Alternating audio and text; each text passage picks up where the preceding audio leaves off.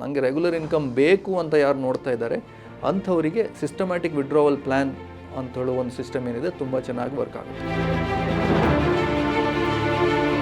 SWP ಏನಿದೆ, systematic withdrawal plan ಏನಿದೆ, so ಇದು ಹಾಗೆಯೇ ಕರೆಕ್ಟಾಗಿ ಪ್ಲ್ಯಾನ್ ಮಾಡ್ಬೋದು. ನಾವು ಯಾವ ಸ್ಕೀಮ್ ಸೆಲೆಕ್ಟ್ ಮಾಡ್ತೀವಿ ಮತ್ತು ಎಷ್ಟು ಪರ್ಸೆಂಟೇಜ್ ವಿಡ್ರಾವಲ್ ಮಾಡ್ತೀವಿ, ಇದು ತುಂಬ ಇಂಪಾರ್ಟೆಂಟ್ ಆಗಿರೋ ಒಂದು ವಿಷಯ. ಈ SWP ಕರೆಕ್ಟಾಗಿ ವರ್ಕ್ ಆಗಬೇಕಾದ್ರೆ scheme selection is the most important point ಆಗುತ್ತೆ ಇಲ್ಲಿ. ಹೂಡಿಕೆ ಮಾಡಿರೋ ದುಡ್ಡು ಏನಾಗಿದೆ ಹಿಸ್ಟಾರಿಕಲಿ ನಾನು ನೋಡಿದ್ರೆ ಅದು ಅಪ್ರಾಕ್ಸಿಮೇಟ್ಲಿ 2 times ಡಬಲ್ ಆಗಿದೆ.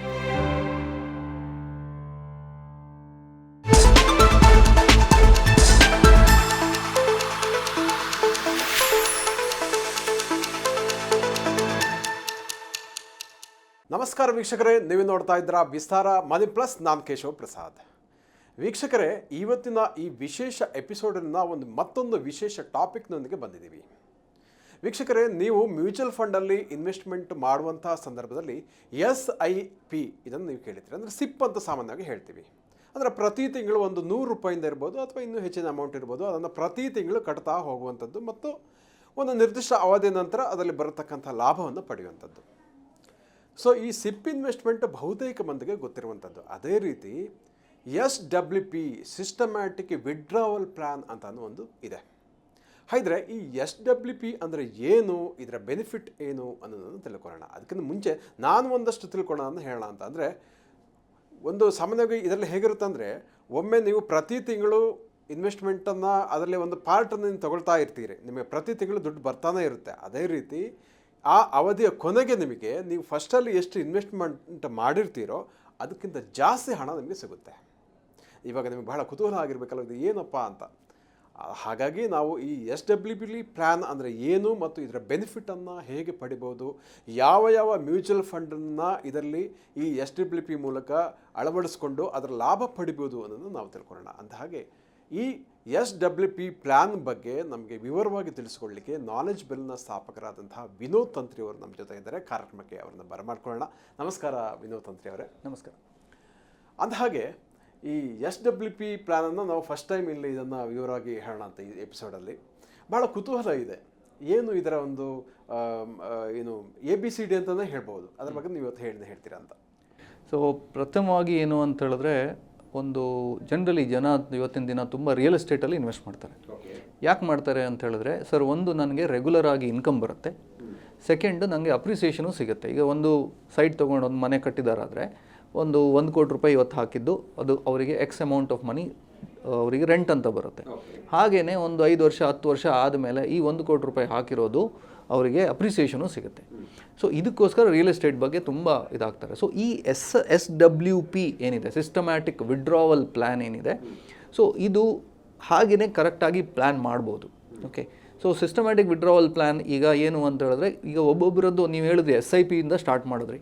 ಸೊ ಕೆಲವರಿಗೆ ಏನಾಗುತ್ತೆ, ನನಗೆ ಮಂತ್ಲಿ ಇನ್ವೆಸ್ಟ್ಮೆಂಟ್ ಮಾತ್ರ ಆಗಲಿಕ್ಕೆ ಆಗೋದು, ಒಬ್ಬೊಬ್ಬರದ್ದು ಒಬ್ಬೊಬ್ಬ ಟೈಪ್ ಆಫ್ ರಿಕ್ವೈರ್ಮೆಂಟ್. ಕೆಲವರಿಗೆ ನನ್ನ ಹತ್ರ ಲಮ್ಸಮ್ ಇದೆ, ದುಡ್ಡು ಒಂದು ಇಷ್ಟು ಅಮೌಂಟ್ ರೆಡಿ ಇದೆ, 10 ಲಕ್ಷ 20 ಲಕ್ಷ 30 ಲಕ್ಷ ರೆಡಿ ಇದೆ, ಸೊ ನನಗೆ ಇದರಿಂದ ಏನಾದರೂ ತಿಂಗಳ ಬರೋವಾಗೆ ಏನಾದರೂ ಮಾಡ್ಬೋದಾ ಅಂಥೇಳೋ ಒಂದು ರಿಕ್ವೈರ್ಮೆಂಟ್ ಇರುತ್ತೆ.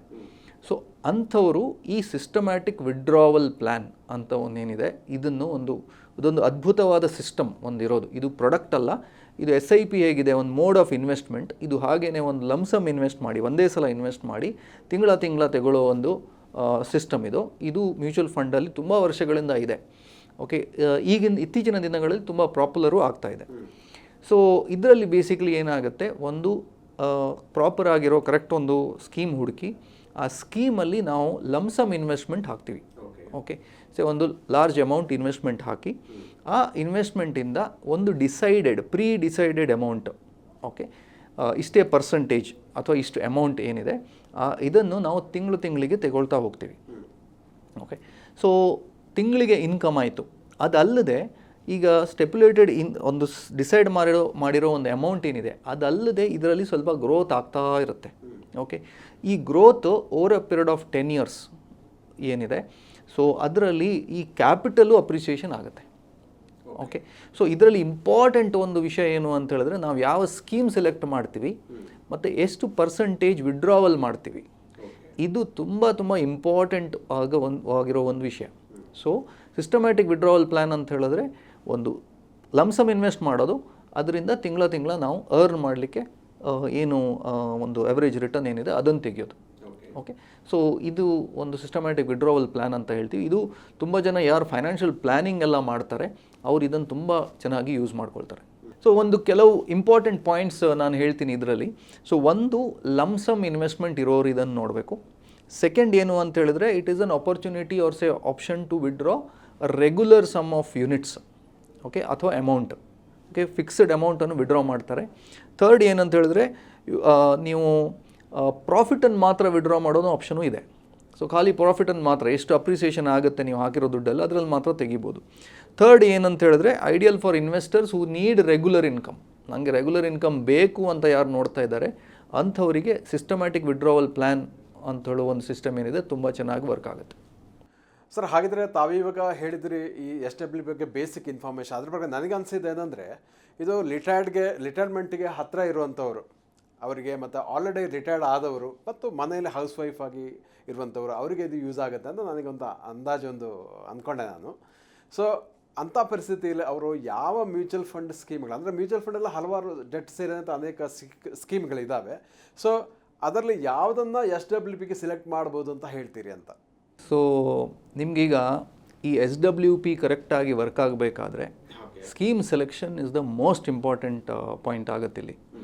ಸೊ ಯಾಕೆಂತ ಹೇಳಿದ್ರೆ, ಈ ಒಂದು ನೀವೀಗ ಹೇಳಿದ ಎಕ್ಸಾಂಪಲಲ್ಲೇ 50 ವರ್ಷ ಆದವರು, ರಿಟೈರ್ಮೆಂಟ್ ಹತ್ತಿರ ಬರ್ತಾ ಇರುವವರು, ಅಥವಾ ರಿಟೈರ್ಡ್ ಆದವರು, ಅಥವಾ ಗೃಹಿಣಿಯರು.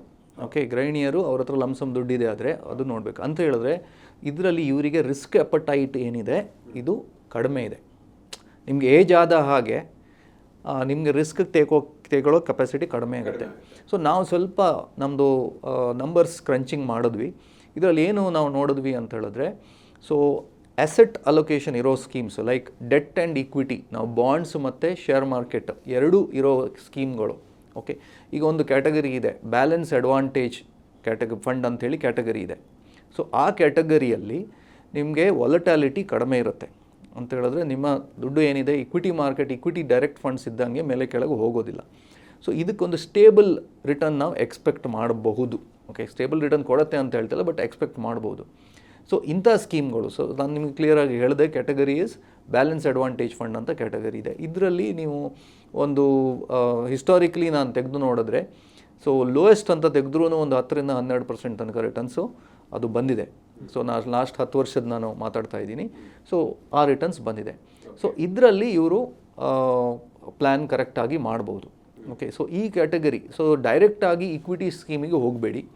ಕೆಲವ್ರು ಏನು ಮಾಡ್ತಾರೆ, ಸೆಕ್ಟರ್ ಫಂಡ್ಸ್ ತುಂಬ ಚೆನ್ನಾಗಿ ಕೊಟ್ಟಿದೆ, ಲಾಸ್ಟ್ 4 ವರ್ಷದಿಂದ 25% ಕೊಟ್ಟಿದೆ ಅಂಥೇಳಿ ಅದರಲ್ಲಿ ಸಿಸ್ಟಮ್ಯಾಟಿಕ್ ವಿಡ್ರಾವಲ್ ಪ್ಲ್ಯಾನ್ ಹಾಕ್ಕೊಂಡು ಹೋದರೆ ಓಕೆ ತುಂಬ ಕಷ್ಟ ಆಗುತ್ತೆ.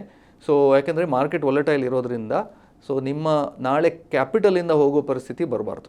ಸೊ ಅದಕ್ಕೋಸ್ಕರ ಕರೆಕ್ಟಾಗಿ ಪ್ಲ್ಯಾನ್ ಮಾಡೋದು ತುಂಬ ಇಂಪಾರ್ಟೆಂಟು. ಬ್ಯಾಲೆನ್ಸ್ ಅಡ್ವಾಂಟೇಜ್ ಫಂಡ್ ಅಥವಾ ಟ್ರಿಪಲ್ ಅಸೆಟ್ ಫಂಡ್ ಇರುತ್ತೆ, 3 ಅಸೆಟ್ಸ್ ಇರೋದು, ಈಕ್ವಿಟಿ, ಡೆಟ್, ಕಮಾಡಿಟೀಸ್ ಇರೋದು. ಸೊ ಅಂಥ ಸ್ಕೀಮ್ಗಳನ್ನು ಹೂಡಿಕೆ ಮಾಡೋದು ಬೆಟರ್ ಅಂತ ಕಾಣೋದು ನನಗೆ. ಸರ್, ತಾವು ಸಾಕಷ್ಟು ಇಂಟ್ರೆಸ್ಟಿಂಗ್ ಕ್ವಾಲಿಟೀಸನ್ನು ಹೇಳಿದ್ರಿ ಈ ಯೋಜನೆ ಬಗ್ಗೆ, SWP ಬಗ್ಗೆ ಮುಖ್ಯವಾಗಿ. ಅಂದರೆ ನಾನು ಸಾಮಾನ್ಯ ಒಬ್ಬ ಹೂಡಿಕೆದಾರರ ಒಂದು ನೆಲೆಯಲ್ಲಿ ಯೋಚನೆ ಮಾಡೋದಿದ್ರೆ, ಒಬ್ಬ ವ್ಯಕ್ತಿಗೆ ಒಂದು ತಿಂಗಳಿಗೆ ಒಂದು 10,000 ರೂಪಾಯಿ, ಅಂದರೆ ಒಂದು ಲಮ್ಸಮ್ ಅಮೌಂಟ್ ಇದೆ, ಅವನಿಗೆ ತಿಂಗಳಿಗೆ ಒಂದು 10,000 ರೂಪಾಯಿ ಬೇಕಾಗುತ್ತೆ ಖರ್ಚಿಗೆ ಅಂತ ಇಟ್ಕೊಳ್ಳೋಣ. ಸೊ ಒಂದು ಕಡೆ ಒಂದು 10 ವರ್ಷ ಹಾಗೆ ತಿಂಗಳಿಗೆ 10,000 ರೂಪಾಯಿ ಬರಬೇಕು ಅವನಿಗೆ. ಅನಂತರ ಅವನು ಏನು ಅಸಲು ಹಾಕಿರ್ತಾನೆ ಲಮ್ಸಮ್ ಆಗಿ, ಅದು ಎಷ್ಟು ಇನ್ಕ್ರೀಸ್ ಆಗಿರುತ್ತೆ ಅನ್ನೋ ಒಂದು ಕುತೂಹಲ ಕೂಡ ಅವರಲ್ಲಿರುತ್ತೆ. ಇದ್ರ ಬಗ್ಗೆ ತಜ್ಞರಾಗಿ ತಮ್ಮ ಒಂದು ಸಜೆಷನ್ ಏನು ಹೇಳ್ತೀರಿ ಅಂತ? ಸೊ ನಾವೊಂದು ಹಿಸ್ಟಾರಿಕಲ್ ಡಾಟಾ ತೆಗೆದ್ವಿ. ಅಂದರೆ ಈಗ ನಾವು ಹೇಳೋದಕ್ಕಿಂತ ಅದು ಮುಂಚೆ ಹೆಂಗಾಗಿದೆ, ಲಾಸ್ಟ್ 10 ವರ್ಷ, ಲಾಸ್ಟ್ 20 ವರ್ಷ ಹೆಂಗಾಗಿದೆ ಅಂತ ನಾವು ತೆಗೆದ್ರೆ, ಸೊ ಅಪ್ರಾಕ್ಸಿಮೇಟ್ಲಿ ಒಂದು 20 ಲಕ್ಷ ಹಾಕಿದವರಿಗೆ ಓಕೆ ಒಂದು 10,000ರಿಂದ 12,000 ರೂಪಾಯಿ ತಿಂಗಳಿಗೆ ಬರೋ ಹಾಗೆ ಪ್ಲ್ಯಾನ್ ಮಾಡಬಹುದು. ಓಕೆ, ಇದು ಹಿಸ್ಟಾರಿಕಲ್ ಡಾಟಾ. ಇದು ಅಲ್ಲದೆ ಆ ಹೂಡಿಕೆ ಮಾಡಿರೋ ದುಡ್ಡು ಏನಾಗಿದೆ ಹಿಸ್ಟಾರಿಕಲಿ ನಾನು ನೋಡಿದ್ರೆ, ಅದು ಅಪ್ರಾಕ್ಸಿಮೇಟ್ಲಿ 2 ಟೈಮ್ಸ್ ಡಬಲ್ ಆಗಿದೆ. ಓಕೆ, 2 ಪಟ್ಟು ಹೋಗಿದೆ. ಸೊ ಇದರಲ್ಲಿ ಕೆಲವು ಅಂಶಗಳನ್ನು ನಾವು ಮನಸ್ಸಲ್ಲಿ ಇಟ್ಕೋಬೇಕು. ಎಷ್ಟು ಪರ್ಸೆಂಟೇಜ್ ಅವ್ರು ವಿಡ್ರಾ ಮಾಡ್ತಾ ಇದ್ದಾರೆ. ಓಕೆ, ಕೆಲವರು ಯಾಕೆಂದರೆ ಅದು ಪ್ಲ್ಯಾನ್ ಮಾಡೋದು, ಅದು ಸ್ಕೀಮ್ನವ್ರು ಕೊಡೋದಲ್ಲ. ಸೊ ನಾವು ಅಡ್ವಾನ್ಸ್ ಆಗಿ ನಾವು ಪ್ಲ್ಯಾನ್ ಮಾಡಬೇಕು. ಸೊ ಅವರು 5% ಮಾತ್ರ ತೆಗಿತಾ ಇದ್ದಾರೆ, ಅಥವಾ FD ಫಿಕ್ಸೆಡ್ ಡೆಪಾಸಿಟ್ ಏನಿದೆ ಅದೇ ರೇಟಲ್ಲಿ ತೆಗಿತಾ ಇದ್ದಾರೆ ಆದರೆ ಅವರಿಗೆ ಗ್ರೋತು ಚೆನ್ನಾಗಿ ಬರುತ್ತೆ. ಕೆಲವ್ರು ಏನು ಮಾಡ್ತಾರೆ, ಸರ್ ನನಗೆ ಈಗ ಬೇಡ, ನನಗೆ ರಿಟೈರ್ಮೆಂಟಿಗೆ ಇನ್ನೂ 5 ವರ್ಷ ಇದೆ, ಸೊ ನೀವು ಈಗ ದುಡ್ಡು ಹಾಕ್ತೀನಿ, ಬಟ್ ವಿಡ್ರಾವಲ್ ನಾನು 5 ವರ್ಷ ನಂತರ ಸ್ಟಾರ್ಟ್ ಮಾಡ್ತೀನಿ ಅಂತ ಹೇಳ್ತಾರೆ. ಸೊ ಅವರಿಗೆ ಇನ್ನೂ ಚೆನ್ನಾಗಿ ಬರುತ್ತೆ. ಓಕೆ, ಯಾಕಂದರೆ ಅಲ್ಲಿ ಒಂದು ಬಫರ್ ಬಿಲ್ಡಪ್ ಆಗಿರುತ್ತೆ. ಸೊ ಅಲ್ಲಿಂದ ವಿಡ್ರಾ ಮಾಡುವಾಗ ಅವ್ರಿಗೆ ತುಂಬ ಚೆನ್ನಾಗಿ ಬರುತ್ತೆ. ಕೆಲವರು ಸರ್ ನಾನು ಇವತ್ತು ಹಾಕ್ತೀನಿ, ನೆಕ್ಸ್ಟ್ ತಿಂಗಳಿಂದ ನನಗೆ ಸಿಗುತ್ತಾ ಅಂತ ಕೇಳ್ತಾರೆ. ಸೊ ಅಂಥವರಿಗೆ ನಾವು ಸ್ವಲ್ಪ ಬಫರ್ ಇಡ್ಲಿಕ್ಕೆ ಆಗೋದಿಲ್ಲ, ಸೊ ಕಡಿಮೆ ಈಲ್ಡ್ ಕೊಡುವಂಗೆ ಮಾಡ್ತೀವಿ. ಸೊ ಈ ಕಾಂಬಿನೇಷನ್ಸ್ ನೋಡಿಕೊಂಡು ಪ್ಲ್ಯಾನ್ ಮಾಡ್ಬೋದು. ಸೊ ಹಿಸ್ಟಾರಿಕಲಿ ತುಂಬ ಚೆನ್ನಾಗಿ ಬಂದಿದೆ. ಬ್ಯಾಲೆನ್ಸ್ ಅಡ್ವಾಂಟೇಜ್ ಫಂಡ್ ಒಂದು ಕ್ಯಾಟಗರಿ ಏನಿದೆ ಅದು ಡೀಸೆಂಟಾಗಿ ನೀವು ಸ್ವಲ್ಪ ನೋಡಿದ್ರೆ ಗೂಗಲ್ ಮಾಡಿಕೊಂಡು ಅದು ಒಂದು 12-13% ತನಕ ಹೆಚ್ಚು ಕೊಟ್ಟಿದೆ ರಿಟರ್ನ್ಸ್. ಸೊ ಅಪ್ರಾಕ್ಸಿಮೇಟ್ಲಿ 18-20 ಲ್ಯಾಕ್ಸಿಗೆ 10,000 ರೂಪೀಸ್ ಬರುತ್ತೆ. ಅದಲ್ಲದೆ ಹಾಕಿಡೋ ಹೂಡಿಕೆ ಏನಿದೆ ಅದೊಂದು 2 ಟೈಮ್ಸ್ ಮಿನಿಮಮ್ ಆಗಿ ಬರ್ಬೋದು ಅಂತ ಒಂದು ಅನಾಲಿಸಿಸ್ ಹೇಳುತ್ತೆ ಅದು. ಸರ್, ಹಾಗಿದ್ರೆ ಬ್ಯಾಂಕ್ FDನಲ್ಲಿ ದುಡ್ಡು ಇಡೋದು ಬೆಸ್ಟಾ ಅಥವಾ ಈ SWP ಪ್ಲ್ಯಾನಲ್ಲಿ ಇನ್ವೆಸ್ಟ್ಮೆಂಟ್ ಮಾಡೋದು ಬೆಸ್ಟಾ, ಏನು ಹೇಳ್ತೀರಿ? ಸೊ ಅಗೈನ್ ಈ ಕ್ವೆಶನಿಗೆ ಏನು ಆನ್ಸರ್ ಅಂತ ಹೇಳಿದ್ರೆ ಅದು ನಿಮ್ಮ ಒಂದು ನೀಡ್ ಏನಿದೆ ಅದರ ಮೇಲೆ ಆಗುತ್ತೆ. ಆದರೆ FDಯಲ್ಲಿ ಏನಾಗುತ್ತೆ ಅಂತ ಹೇಳಿದ್ರೆ ನಿಮಗೆ ಈ ಆ್ಯನ್ಯುವಲೈಸ್ಡ್ ಇಂಟ್ರೆಸ್ಟ್ ಪೇಔಟ್ ಇರೋದ್ರಿಂದ ನಿಮಗೆ ಅಲ್ಲಿ ಕಂಪೌಂಡಿಂಗ್ ಆಗೋದಿಲ್ಲ. ಓಕೆ, ನಾನು 10 ಲಕ್ಷ ರೂಪಾಯಿ ಹಾಕಿದ್ರೆ 10 ಲಕ್ಷದ 6% ಏನಿದೆ 60,000 ರೂಪಾಯಿನ ನನಗೆ ತಿಂಗಳಿಗೆ ಎವ್ರಿ ವರ್ಷ ತೆಗೆದುಬಿಡ್ತೀನಿ ನಾನು. ಇದರಲ್ಲಿ ಹಾಗೆಲ್ಲ, ಯಾಕೆಂದರೆ ಇದರಲ್ಲಿ ನಾವು ನಿಮಗೆ ಅಪ್ರಾಕ್ಸಿಮೇಟ್ಲಿ 6% ಪ್ಲ್ಯಾನ್ ಮಾಡಿ ಕೊಡ್ತಾ ಇದ್ದೀವಿ. ಫಿಕ್ಸೆಡ್ ಡೆಪಾಸಿಟಲ್ಲಿ ಕ್ಯಾಪಿಟಲ್ ಗ್ರೋತ್ ಆಗೋದಿಲ್ಲ. ಇಲ್ಲಿ ಕ್ಯಾಪಿಟಲ್ ಗ್ರೋತ್ ಆಗೋ ಪ್ರೊಬಬಿಲಿಟಿ ಇದೆ. ಓಕೆ, ಫಿಕ್ಸೆಡ್ ಡೆಪಾಸಿಟ್ ಸೇಫಾ ಅಥವಾ ಇದು ಸೇಫಾ ಅಂತ ಕೇಳಿದ್ರೆ ಸೇಫ್ಟಿ ನೋಡಿದ್ರೆ ಫಿಕ್ಸೆಡ್ ಡೆಪಾಸಿಟೇ ಸೇಫು. ಇದರಲ್ಲಿ ಮಾರ್ಕೆಟ್ ರಿಸ್ಕ್ ಇದ್ದೇ ಇರುತ್ತೆ. ಓಕೆ, ಸೊ ಮಾರ್ಕೆಟ್ ರಿಸ್ಕ್ ತಗೊಂಡಿದ್ದಕ್ಕೋಸ್ಕರ ನಿಮಗೆ ಹೈಯರ್ ರಿಟರ್ನ್ ಸಿಗೋದು. ಸೊ ಸೇಮ್ ರಿಸ್ಕ್ ತೊಗೊಳ್ತಾ ಇಲ್ಲ ನಾನು ಅಂತ ಹೇಳಿದ್ರೆ ಫಿಕ್ಸೆಡ್ ಡೆಪಾಸಿಟಿಗೆ ಹೋಗಿ, ನಿಮಗೆ ನಾನು ಸ್ವಲ್ಪ ಇದ್ರೂ ರಿಸ್ಕ್ ತೊಗೊಳ್ಳಿಕ್ಕೆ ರೆಡಿ ಇದ್ದೀನಿ, ನನಗೆ ಕ್ಯಾಪಿಟಲ್ ಅಪ್ರಿಸಿಯೇಷನು ಬೇಕು, ಮಂತ್ಲಿ ಇನ್ಕಮು ಬೇಕು ಅಂತ ಆದರೆ ನಿಮಗೆ ನಾನು ಹೇಳೋ ಸಿಸ್ಟಮ್ಯಾಟಿಕ್ ವಿಡ್ರಾವಲ್ ಪ್ಲ್ಯಾನ್ ಒಂದು ಸೂಕ್ತ ಇನ್ವೆಸ್ಟ್ಮೆಂಟ್ ಅಂತ ಹೇಳ್ತೀನಿ. ನಮ್ಮ ವೀಕ್ಷಕರಿಗೆ ಇಷ್ಟು ಹೊತ್ತು ಸಾಕಷ್ಟು ಉಪಯುಕ್ತವಾದ ಮಾಹಿತಿಯನ್ನು ಮುಖ್ಯವಾಗಿ SWP ಬಗ್ಗೆ ತಿಳಿಸಿಕೊಟ್ಟಿದ್ದೀರಿ. ಏನಾಗುತ್ತೆ ಅಂದರೆ ಬ್ಯಾಂಕ್ FDನಲ್ಲಿ ಇಡಬೇಕಾ, SWPನಲ್ಲಿ ಇಡಬೇಕಾ, ಇದರ ಮತ್ತು ಮುಖ್ಯವಾಗಿ ಇದರಲ್ಲಿ ಅಸಲನ್ನು ಏನು ಹಾಕ್ತೀವಿ ಅದು ಅಪ್ರಿಸಿಯೇಷನ್ ಆಗುವಂಥದ್ದು, ಅದರ ಜೊತೆಗೆ ಮಧ್ಯಂತರದಲ್ಲಿ ಅವ್ರಿಗೆ ಪ್ರತಿ ತಿಂಗಳು ಒಂದು ನಿಗದಿತವಾದಂತಹ ಆದಾಯ ಕೂಡ ಇಲ್ಲಿ ಬರುವಂಥದ್ದು. ಹೀಗೆ ಒಂದು 3-4 ಆಯಾಮಗಳನ್ನು ಈ ಪ್ರಾಡಕ್ಟ್ ಒಳಗೊಂಡಿದೆ ಅಂತ ನನಗೆ ಅನಿಸ್ತಾ ಇದೆ.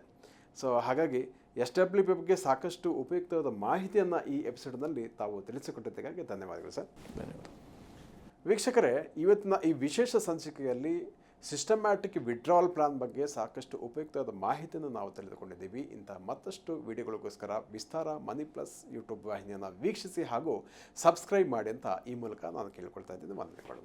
ಸೊ ಹಾಗೆ ನಿಮಗೆ ಮ್ಯೂಚುವಲ್ ಫಂಡ್ ಡಿಸ್ಟ್ರಿಬ್ಯೂಟರ್ ಆಗಬೇಕು, ತಂದೆ ಆದ ಒಂದು ಇನ್ವೆಸ್ಟ್ಮೆಂಟ್ ಅಡ್ವೈಸರಿ ಅಥವಾ ಇನ್ವೆಸ್ಟ್ಮೆಂಟ್ ಇಂಟರ್ಮೀಡಿಯರಿ ಬಿಸ್ನೆಸ್ ಸ್ಟಾರ್ಟ್ ಮಾಡಬೇಕು ಅಂತಿದ್ದಲ್ಲಿ, ಸೊ ಕೆಳಗೆ ಕಂಡಿರುವ ಡಿಸ್ಕ್ರಿಪ್ಷನ್ ಬಾಕ್ಸಲ್ಲಿ ಒಂದು ಗೂಗಲ್ ಫಾರ್ಮ್ ಲಿಂಕ್ ಇದೆ, ಅದರಲ್ಲಿ ರಿಜಿಸ್ಟರ್ ಮಾಡಿಕೊಂಡು ನಮಗೆ ಕನೆಕ್ಟ್ ಆಗ್ಬೋದು. ಸೊ ನಮ್ಮವ್ರು ನಿಮಗೆ ಫೋನ್ ಮಾಡ್ತಾರೆ, ನಿಮಗೆ ಹೆಚ್ಚಿನ ಮಾಹಿತಿ ಕೊಡ್ತಾರೆ. ಧನ್ಯವಾದ. ಅನುಕ್ಷಣದ ಸುದ್ದಿಗಳಿಗಾಗಿ ವಿಸ್ತಾರ ನ್ಯೂಸ್ ಯೂಟ್ಯೂಬ್ ಚಾನೆಲ್ ಸಬ್ಸ್ಕ್ರೈಬ್ ಮಾಡಿ. ಹೊಸ ಸುದ್ದಿಗಳ ನೋಟಿಫಿಕೇಶನ್ಗಾಗಿ ಬೆಲ್ ಐಕಾನ್ ಕ್ಲಿಕ್ ಮಾಡಿ. ಲೇಟೆಸ್ಟ್ ಅಪ್ಡೇಟ್ಸ್ಗಾಗಿ www.vistaranews.com ವೆಬ್ಸೈಟ್ಗೆ ವಿಸಿಟ್ ಮಾಡಿ. ಅಂಗೈಯಲ್ಲೇ ಜಗತ್ತಿನ ಸುದ್ದಿ ತಿಳಿಯಲು ವಿಸ್ತಾರ ನ್ಯೂಸ್ ಕನ್ನಡ ಆಪ್ ಡೌನ್ಲೋಡ್ ಮಾಡಿ.